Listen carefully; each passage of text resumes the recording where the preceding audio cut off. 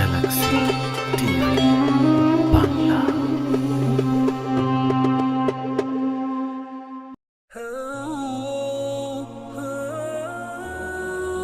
আসসালামু আলাইকুম ওয়ারহমতুল্লাহি ওয়াবারাকাতুহু।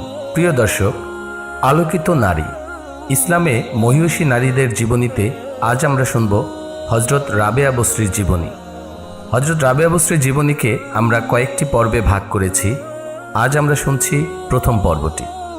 হজরত রাবেয়া বসরি আরবের একজন মহিলা ছিলেন। বসরা নগরে জন্মগ্রহণ করেন। তার পিতার নাম ছিল ইসমাইল।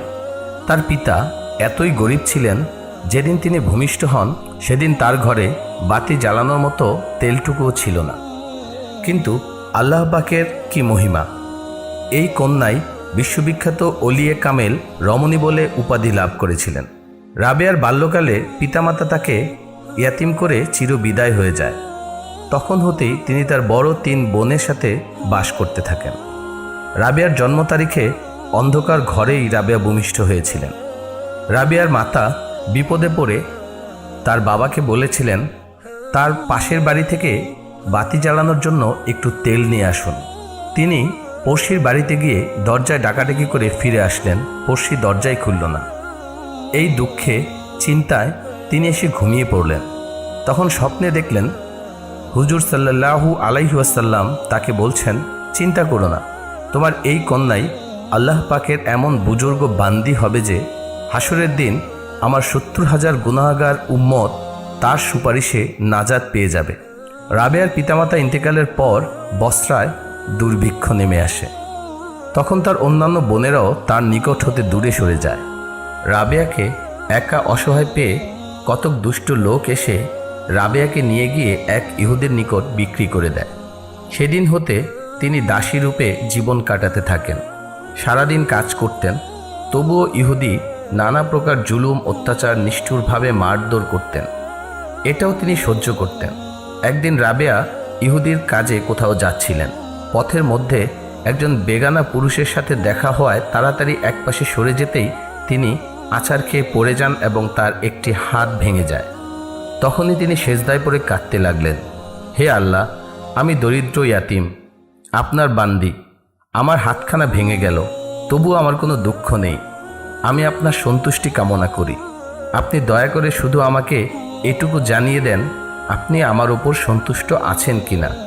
তখন রাবেয়া গায়েব হতে আওয়াজ শুনতে পেলেন, রাবেয়া, তুমি আর কেঁদো না, চিন্তা করো না।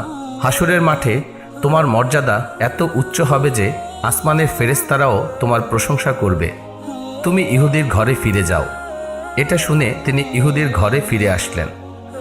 প্রতিদিন রোজা রাখতেন আর কঠোর পরিশ্রম করে ইহুদির সাথে কাজ করতেন। রাত্রে সবাই যখন ঘুমিয়ে পড়ত তখন রাবেয়া আল্লাহ পাকের ইবাদতে লিপ্ত হয়ে যেতেন। সারা রাত্রি নামাজ পড়ে কাটাতেন। মুনাজাতে হাত উঠিয়ে রোদন করতেন আর বলতেন, হে আল্লাহ, আমার মনে চায় আমি সারা দিন তোমার ইবাদত করি, কিন্তু পারি না মনিবের কাজের জন্য।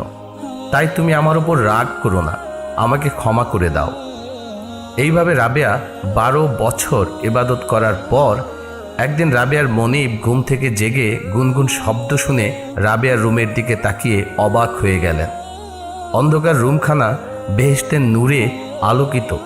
রাবেয়ার মাথার উপর আকাশ হতে একটি নূরের ফানুস ঝুলানো।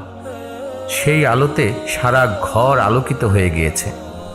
রাবেয়া সেজদায় পড়ে করুণ কণ্ঠে আল্লাহ পাকের দরবারে প্রার্থনা জানাচ্ছেন আর বলছেন, হে আল্লাহ, হে রহমান, আমি তোমার আশেক, সর্বক্ষণ আমার মন চায় তোমার ইবাদতে মগ্ন থাকি।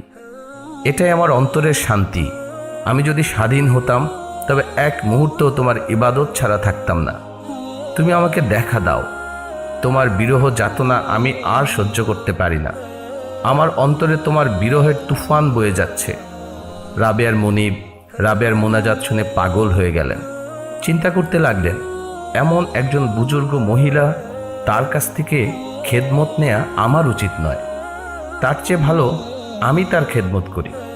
পরদিন রাবেয়াকে ডেকে বললেন, মা, আমি আপনাকে চিনি না এবং আপনাকে না চিনে যে অন্যায় ব্যবহার করেছি আমি সেই জন্য আপনার কাছে ক্ষমা চাচ্ছি। আপনি আমাকে ক্ষমা করে দিন। আজ হতে আমি আপনাকে আজাদ করে দিলাম। যদি আপনার মন চায় আমার ঘরে থাকতে পারেন, আমরা সকলে মিলে আপনার খেদমত করব। আর না হয় আপনি স্বাধীন, আপনার ইচ্ছা যেখানে যেতে চায় আপনি চলে যেতে পারেন, আমি আপনাকে বাধা দিব না। এই অনুমতি পেয়ে রাবেয়া বিদায় হয়ে গেলেন, আল্লাহর ইবাদতে মশগুল হলেন। রাবেয়া দিবারাত্রির মধ্যে 1000 রাকাত নামাজ পড়তেন। আরবের শ্রেষ্ঠ ওলি, বিখ্যাত সুফি হাসান বসরি রহমতুল্লাহি আলাই এর মজলিসে গিয়ে তার ওয়াজ নসিহত মনোযোগ দিয়ে শুনতেন। হাসান বসরি রহমতুল্লাহ আলাই তাকে স্নেহের চোখে দেখতেন। প্রথম রাবেয়া আল্লাহ পাকের প্রেম সঙ্গীত গাইতেন। পরে তওবা করে নির্জনে বসে আল্লাহ পাকের ইবাদতে মশগুল হলেন। ইবাদতের জন্য একটি নির্দিষ্ট স্থান ঠিক করলেন এবং সেখানেই দীর্ঘ 40 বছর ইবাদতে কাটিয়েছিলেন। রাবেয়া 40 বছর যাবৎ বিছানায় পিঠ ও মাথায় বালিশ রাখেননি। একমাত্র খোদার ইবাদত করতেন। সারা দিন রোজা রাখতেন, সারা রাত নামাজ পড়তেন। যখন ঘুমে তার চক্ষু জড়িয়ে আসতো তখন তিনি চক্ষুকে তিরস্কার করে বলতেন, ওরে চক্ষু, যতদিন তুই দুনিয়ার বুকে থাকবি ততদিন নিদ্রার আশা করিস না। যখন কবরের মধ্যে শুয়ে পড়বি তখন কিয়ামত পর্যন্ত নিশ্চিন্ত মনে নিদ্রা যাবি, তখন তোকে আর কেউ জাগাবে না। যখন রাবেয়া সূর্য উদয় হইতে দেখতেন তখন বলতেন, ওরে মন, এই হয়তো তোর জীবনের শেষ সূর্য। যখন আজান শুনি তখন কিয়ামতের ইসরাফিলের সিংহার আওয়াজের কথা মনে পড়ে। যখন গরম পড়ে তখন হাসরের মাঠে সূর্যের কিরণে তামাম জমিনের গরমের কথা মনে পড়ে।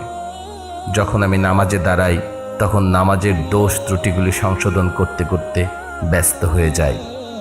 দর্শক, আজ এ পর্যন্তই। রাবেয়া বসরির জীবনের পরবর্তী পর্বগুলো দেখতে চাইলে আমাদের চ্যানেলটি সাবস্ক্রাইব করে রাখতে পারেন। নতুন পর্বটি আপলোড হলে আপনি সবার আগে নোটিফিকেশন পেয়ে যাবেন। সবাইকে ধন্যবাদ। আসসালামু আলাইকুম ওয়া রাহমাতুল্লাহি ওয়া বারাকাতুহু।